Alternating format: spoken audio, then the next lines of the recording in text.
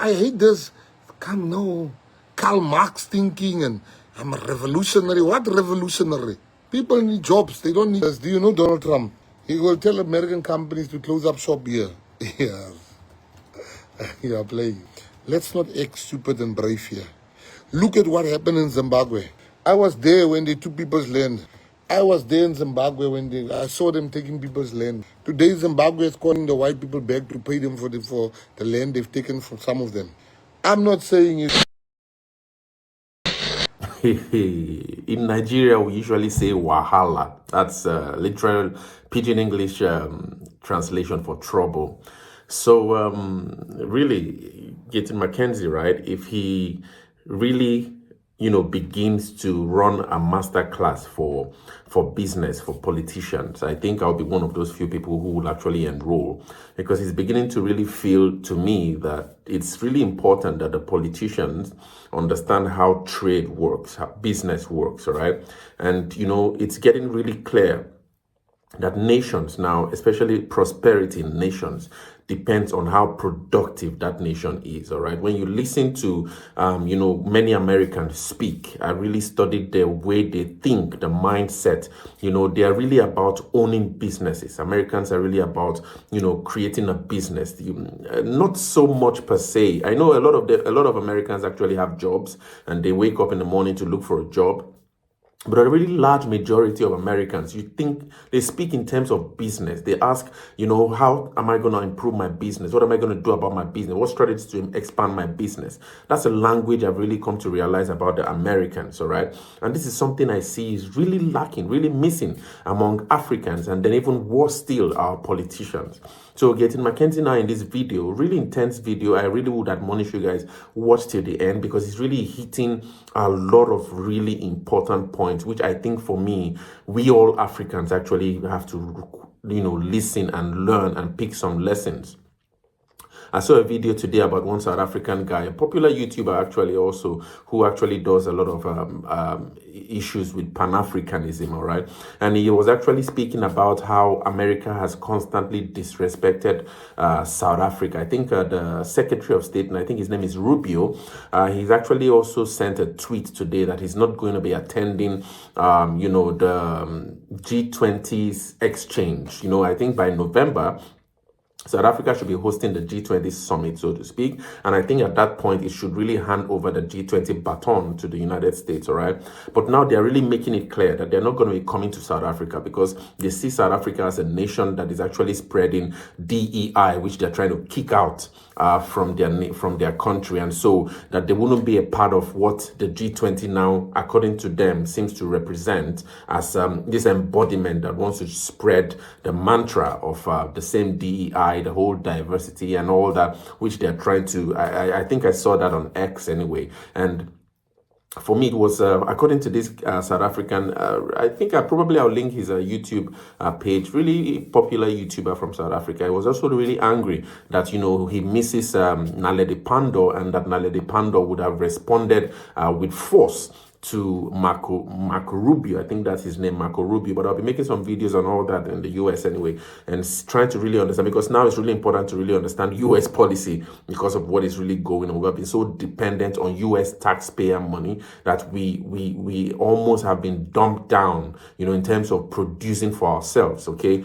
So many of the countries anyway that receive aid from the US. But anyway, he was angry that he misses Naledi Pandor, and that, Ronald Lamola now, who is actually the new, replacing Naledi Pandor, is actually weak, and that Ronald Lamola had a really weak response to Marco Rubio's assertion that the US will not be attending the G20 summit in South Africa because South Africa is treating some people wrong and all that. And so, according to him, he was really angry that, not necessarily angry per se, but he was really disappointed that South Africa should have had a really strong response to Donald Trump, strong response to the United States, because the United States is disrespecting South Africa. And for me, sometimes when I really try to really listen to these kinds of arguments, one thing that comes to my mind is, if Africa, for example, decides, and I think that's part of what Mckenzie is trying to communicate in this video, because in this video, he's actually trying to argue, there's a lot of South Africans now really angry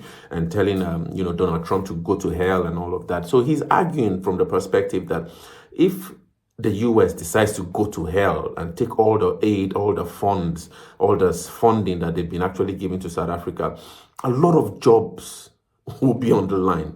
You see, the likes of big US companies in South Africa that actually are still helping to prop up South Africa's economy in terms of jobs. We Africans have not been able to really sort of like set up this really big company that can employ our people en masse.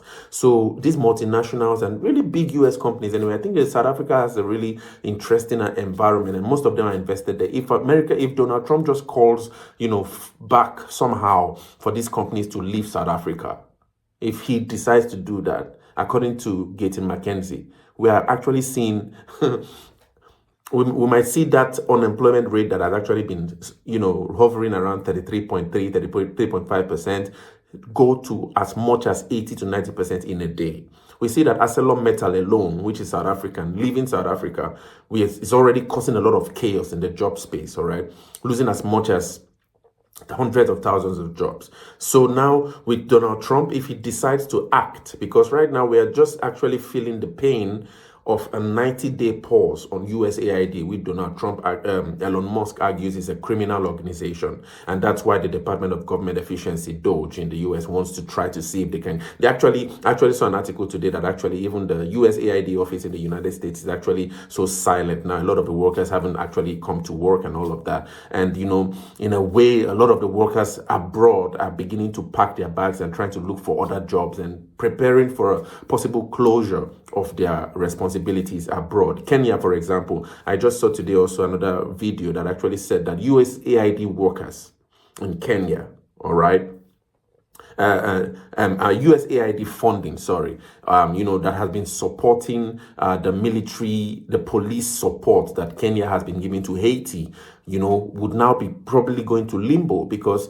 the police that was actually sent from Kenya to fight the gangs in Haiti were actually propped in a way from USAID. So now when that funding cuts, what happens to all of those policemen who depend on that funding for their salaries? Then if those men go back to Kenya, what happens to those men? Because there are no jobs. Probably they would actually be meeting a really terrible unemployment situation in Kenya. And then what happens then to the gang problem in Haiti? It might even erupt more. So we are seeing an explosion just waiting to happen right now. And for South Africa, Mckenzie here in this video is actually encouraging South Africans to be much more of a productionist mindset, because this whole thing with trying to get in the trade war with the US, according to him, is not going to be strategic for now, because he argues that even China, which is actually the hope for the left wing, in South Africa, the Chinese, the Russians and all that, they actually also try to avoid a frontal trade war with the US, because the US is so productive in terms of its capacity and all that. I know many arguments can actually be put to the fore that the US usually just prints money. I know there was a criticism of Bernanke, I think that was his name. He was the secretary of the US. I think I don't know if it was the central bank or something, but anyway, there was a time when they argued that the US had this capacity to print money whenever they could, and so that the US dollar is now actually not backed by the gold standard. I told you in a video yesterday that in 1971 Richard Nixon took the dollar off the gold standard, and so since then the US dollar has actually been a fiat currency. But even if you take that as a basis for argument, you see, we have to understand the capacity of the mindset of the American. They are productionist. I don't know how the percentage, they'll do a video on that, but the percentage of Americans who own businesses is actually much more than probably the amount of Africans, for example, who have this business-oriented mindset. We've not trained our people in Africa to have a mentality for production, starting up businesses, thinking in terms of a business of an entrepreneur. It's another level of thinking entirely. We actually have this mindset of having jobs. And so this is a big challenge that Mckenzie is actually trying to warn, especially those in South Africa who really think that they're being disrespected by the United States and all that, to really be careful for what's really awaiting. So let's quickly watch this video. It's kind of like, it might be a long one, but I really admonish you guys to watch to the end. It's really power-packed and really full of wisdom, which I think, in order to be strategic, not necessarily being angry. I know probably it might feel like an insult that the U.S. is actually kind of like disrespecting the United States. The U.S. is actually trying to disrespect South Africans. But I really think that it's time to be really strategic now, really have a reflection, and try to now have a vision, for a long-term vision for what would be the plan. If we can put things in place to have our people trained and skilled and leveled up for the next 10, 15, 20 years, for example, while still having trade, probably we'll be ready now to compete. But this is not the time to enter into something like a trade war with the US. I think that would be a disaster waiting. Let's quickly listen to Mckenzie's message here in this really powerful, intense, watch till the end, really powerful video, and share your thoughts in the comments. We have a massive problem is when leaders are saying to hell with Donald Trump. They don't care. Donald Trump can go to hell, they say. Now that's a problem if you say that. And I'll tell you why it's the problem. There's something called PEPFAR.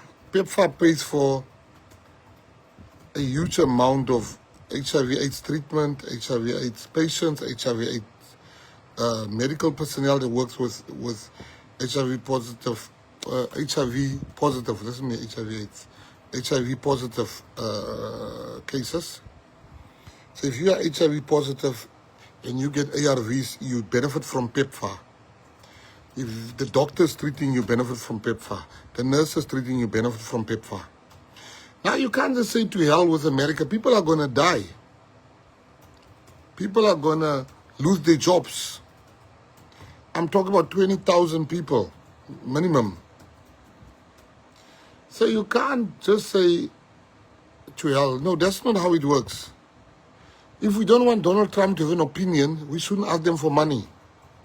We are a rich country. We have no business asking for donations. We have no business other people paying for our medical expenses, because we are a very wealthy country. So I just want to say to you that it is wrong for people to say to hell with America. America is helping South Africa. Whether you like it or not, you must be humble. We must be humble. We're the ones asking for aid. We're the ones that want to have trade relations. You don't want a trade war with America. Like, I'm not happy with Donald Trump's accusation, but I'm smart enough to understand. China itself always try for peace with America. Why some people now saying America can go to hell? Do you know if America goes to hell, how many people are going to lose their jobs in this country? Oh, Gaten is scared of America. Gaten wants us to... No, I think about people's jobs. Let me tell you, parliamentarians are telling you, yeah, Trump must go to hell. They get free medical care. Let me tell you, in Parliament, there's free medical care for parliamentarians. They mustn't lie to you. I don't take it. They say, no, we are forced to take it. The EFF says, no, we are forced to take the medical. They're lying. Why am I not forced? I pay for my own medical aid. So I want to tell you straight, you can't come here and be arrogant if you don't have money to plug that gap. We must be humble. This is an opportunity for us to extract our minerals, to extract our gas. Don't just go with the flow here. You're excited. So I'm saying to you, as a member of the PA, trust me when I say to you, we don't want that. You don't want a trade war with America. Don't listen to these politicians that say to hell with that. They have free medical aid, let me tell you. Now they tell you, when people are gonna die as a leader, you don't put what you feel. You put what is right for your people. I lead people. Now I need to think about the people that I lead. Some of them needs this treatment. They need these jobs. So I can't be arrogant like, to hell with Donald Trump. Mashaba says, yes, I'm selling my soul. What soul am I selling? When I say, let us explain to Donald Trump and the US, let us work, because they start with PEPFAR. There's also AGUA. AGUA will destroy the Eastern Cape. It will destroy provinces. If they had to cancel AGUA, we're in trouble. There's also American companies here. America is the biggest or second biggest trading partner of South Africa. We have a problem of joblessness.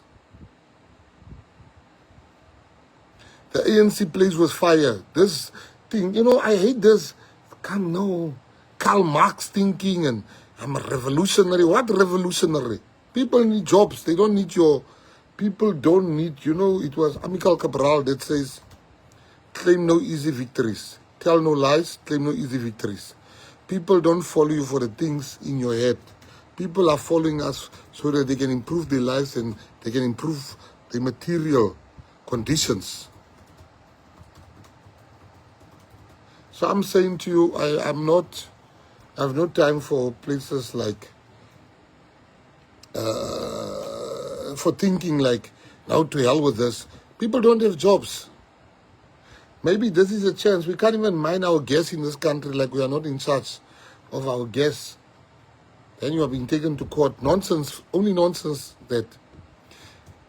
Let us mine our gold. Let us mine that. Yo, I can't wait. You know, this country, we must really, really understand. Poor people don't have jobs already. Now you want to say to the second biggest trading partner to hell, and you are arrogant, you are all that. Open your wallet and replace that money of PEPFAR. So where Gaten Mckenzie standing here, come in my heart. You can hate me, you can call me an ass leaker, you can call me this. I am telling you today, I don't want war, a trade war with the USA. Because I don't want people to lose their jobs. People are going to lose their jobs. America is probably the second biggest trading partner after China, I think, or the biggest. Let's not act stupid and brave here.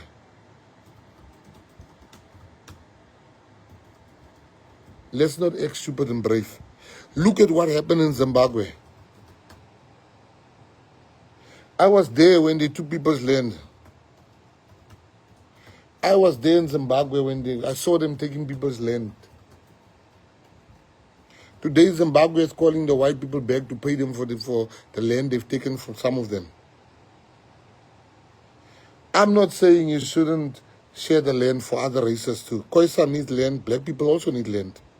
But pay for the land. Let the state pay market value for the land. That's what I'm saying, for the land. So I hope, you know, you guys that goes on, America does. Do you know Donald Trump? He will tell American companies to close up shop here. Yeah. You are playing. Hey, you are playing.